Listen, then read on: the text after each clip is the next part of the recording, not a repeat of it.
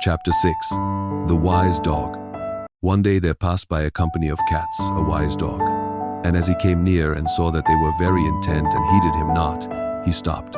Then there arose in the midst of the company a large grave cat, and looked up at them and said, Brethren, pray ye. And when ye have prayed again and yet again, nothing doubting, verily then it shall rain mice. And when the dog heard this, he laughed in his heart and turned from them, saying, O blind and foolish cats, has it not been written, and have I not known by my fathers before me, that that which reigneth for prayer and faith and supple ecussion is not mice but bones? Conclusion and meaning of the chapter. This is a very brief but sharp satire that strikes at the heart of human religious and ideological beliefs.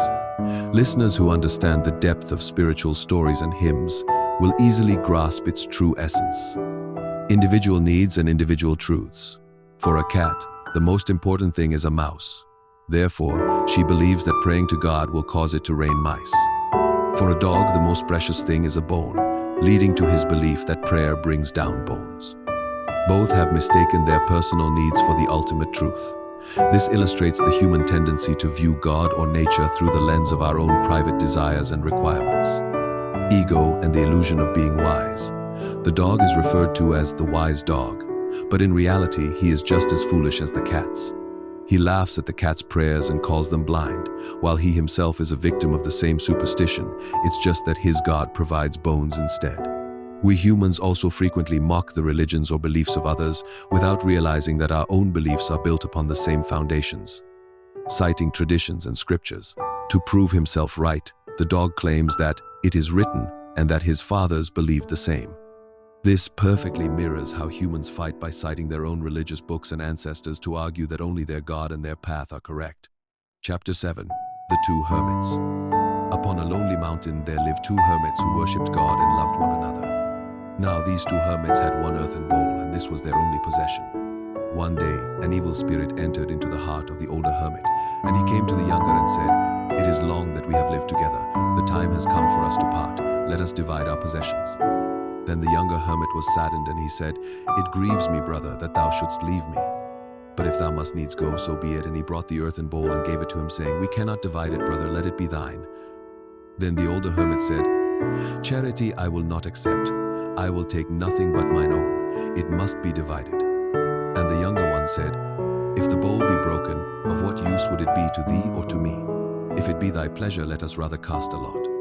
But the older hermit said again, I will have but justice in mine own, and I will not trust justice in mine own to vain chance. The bowl must be divided. Then the younger hermit could reason no further, and he said, If it be indeed thy will, and if even so thou wouldst have it, let us now break the bowl. But the face of the older hermit grew exceeding dark, and he cried, O thou cursed coward, thou wouldst not fight. Conclusion and meaning of the chapter. This is a deeply psychological story. It explains that often a person does not actually want to fight for a physical object property, but rather to satisfy their inner turmoil and ego. The entry of the evil spirit. Here, evil spirit does not refer to a ghost or phantom, but to the ego, malice, and the desire to quarrel that suddenly arises in a person's mind. A mere urge to create conflict had awakened within the older hermit. The earthen bowl. This is a symbol of worldly and material things. Two hermits who used to worship God became ready to divide themselves over a mere earthen bowl, which has no significant value. The real reason for fighting. Throughout the story, the younger hermit tries to resolve the matter in every possible way. He is willing to give the bowl as a gift, leave it to fate, and eventually agrees to break it. However, the older hermit finds no peace in any of these solutions. Why? The secret of the final sentence. It is because the older hermit did not actually want the bowl.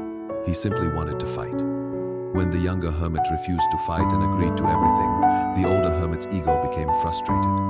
His anger was not because the bowl was being broken, but because the other person refused to quarrel with him.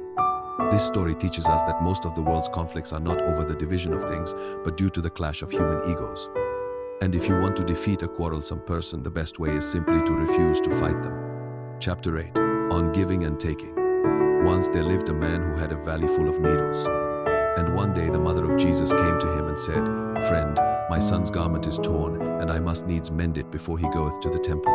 Wouldst thou not give me a needle? And he gave her not a needle, but he gave her a learned discourse on giving and taking to carry to her son before he should go to the temple. Conclusion and meaning of the chapter. This story is a sharp critique of social hypocrisy, stinginess, and hollow knowledge. It demonstrates how people often speak grandly, but hesitate to offer even a small item when someone truly needs help. A valley full of needles. This symbolizes immense wealth or resources. The man possessed so many needles that giving one away would have cost him nothing. Yet, he refused to provide even that minor assistance. The need of the one seeking help. The mother of Jesus did not ask for great riches. She only needed a simple needle to mend a torn garment. This was a very genuine, humble, and sacred request. Giving a lecture instead of a needle. This is the most satirical part of the story. The man who could have provided practical help with a single needle chose not to. Instead, he delivered a long philosophical lecture on giving and taking. The essence. This chapter teaches us that when someone is in real need, they do not require your empty knowledge, speeches, or sermons. They need tangible and practical help. Without action and compassion, all knowledge and preaching are entirely worthless. Chapter 9. The Seven Selves. In the silent hour of the night, as I lay half asleep, my seven selves sat together and thus conversed in whispers. First self, here, in this madman, I have dwelt all these years, with naught to do but renew his pain by day and recreate his sorrow by night. I can bear my fate no longer, and now I must rebel. Second self, yours is a better lot than mine, brother, for it is given me to be this madman's joyous self. I laugh his laughter and sing his happy hours, and with thrice-winged feet I dance his brighter thoughts. It is I that would rebel against my weary existence. Third self, and what of me, the love-ridden self, the flaming brand of wild passion and fantastic desires? It is I, the love-sick self, who would rebel against this madman. Fourth self, I, amongst you all, am the most miserable, for naught was given me but the odious hatred and destructive loathing. It is I, the tempest-like self, the one born in the black caves of hell, who would protest against serving this madman. Fifth self, nay, it is I, the thinking self, the fanciful self, the self of hunger and thirst, the one doomed to wander without rest in search of unknown things and things not yet created. It is I, not you, who would rebel. Sixth self, and I, the working self, the pitiful laborer, who, with patient hands and longing eyes, fashion the days into images and give the formless elements new and eternal forms. It is I, the solitary one, who would rebel against this restless madman. Seventh self, how strange that you all would rebel against this man, because each and every one of you has a preordained fate to fulfill. Ah, could I but be like one of you, a self with a determined lot. But I have none. I am the do-nothing self, the one who sits in the dumb, empty nowhere and nowhen when you are busy recreating life. Is it you or I, neighbors, who should rebel? When the seventh self thus spake, the other six selves looked with pity upon him but said nothing more. And as the night grew deeper, one after the other went to sleep enfolded with a new and happy submission. But the seventh self remained watching and gazing at nothingness, which is behind all things. Conclusion and meaning of the chapter. The roles of the six selves. The first six selves represent the core human emotions and drivers that run our lives. 1. Sorrow, pain. 2. Joy, exuberance. 3. Love, passion. 4. Hatred, loathing. 5. Thought, imagination. And 6. Labor, action. Each has grown weary of its task and wishes to rebel, believing their own burden to be the heaviest. Who is the seventh self? The seventh self represents our pure consciousness, or the observer. It is formless, has no specific task, and possesses no emotion. It exists within us as a profound stillness or void. It is the soul that silently observes everything. The falling asleep of the six selves. When the seventh self points out that they at least have a purpose and a preordained fate, while he has none, the other six realize that their lives are not in vain. Pain, joy, love, or anger, these are the colors of life. These active emotions are better than that absolute stillness void. Consequently, they accept their roles with happy submission and go to sleep. Nothingness. In the end, only the seventh self remains awake, gazing at the ultimate nothingness from which the entire universe is born. All emotions and action. Chapter 10. War. One night a feast was held in the palace, and there came a man and prostrated himself before the prince, and all the feasters looked upon him. And they saw that one of his eyes was out, and that the empty socket bled. And the prince inquired of him, "What has befallen you?" And the man replied, "O prince, I am by profession a thief, and this night, because there was no moon, I went to rob the money changer's shop. And as I climbed in through the window, I made a mistake and entered the weaver's shop. And in the dark, I ran into the weaver's loom, and my eye was plucked out. And now, O prince, I ask for justice upon the weaver. Then the prince sent for the weaver, and he came, and it was decreed that one of his eyes should be plucked out. O prince, said the weaver, the decree is just. It is right that one of my eyes be taken, and yet, alas, both are necessary to me, in order that I may see the two sides of the cloth that I weave. But I have a neighbor, a cobbler, who has also two eyes, and in his trade both eyes are not necessary. Then the prince sent for the cobbler, and he came, and they took out one of the cobbler's two eyes. And justice was satisfied. Conclusion and meaning of the chapter. The blindness of justice. The thief went out to commit a crime, and the injury was his own fault, yet he arrives to demand justice. Even more foolish is the authority who, without applying logic, carries out an eye for an eye, decree, self-interest, and shifting blame.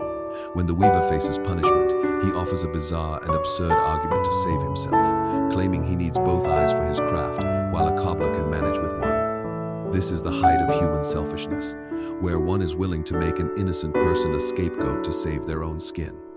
Why the title war? In reality, war functions exactly like this.